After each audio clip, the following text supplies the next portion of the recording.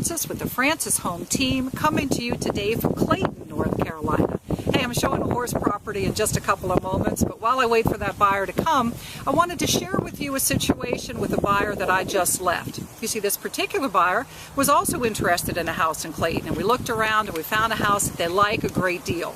They like it so much they went ahead and they put in an offer on that house. And like many buyers, they want to be sure they're getting the very best price on that house. So they started at the low end of reasonable for that house. Not an unusual negotiating position for a buyer trying to test the market for a low price. Well, we got a very unusual response from the seller's agent.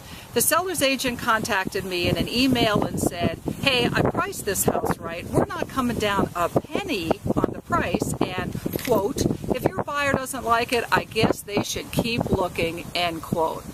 Gosh, that was harsh, and I would suggest a very non-productive negotiating position. You see, I know that my buyers would have come up to a price where we probably could have made the numbers work for the buyer and the seller, but my clients interpreted that response, understandably, as slamming the door shut to a negotiation. So they decided, rather than counter-offer in a situation where the seller wasn't working with them, and quite frankly, that's the first of several negotiations that happen during a transaction. When we get a very harsh response at the beginning, it doesn't bode well for successful negotiations over repairs, which will also have to be addressed at some point before closing. Or if the appraisal comes in low, which is another negotiation that needs to happen. It was a very unfortunate, harsh response. Based upon that, my clients decided to just keep looking. Well, wouldn't you know it, son of a gun, about 2 weeks later, a foreclosure came up in exactly the same subdivision.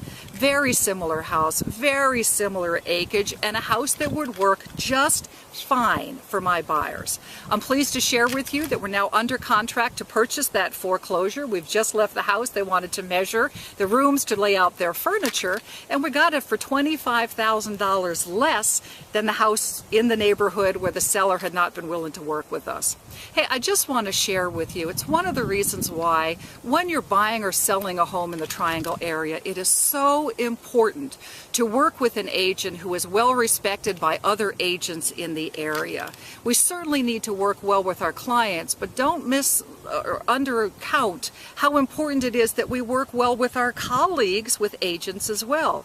You really want to find a team like the Francis Home Team, where we have a very good track record with our clients, also with other agents, where we're respected within the industry, and where we can help you get the job done. Hey, hope that little tip was helpful. Mimi Francis, leader of the Francis Home Team. We look forward to being of service to you or someone you know who's thinking of buying or selling a house in the Triangle area.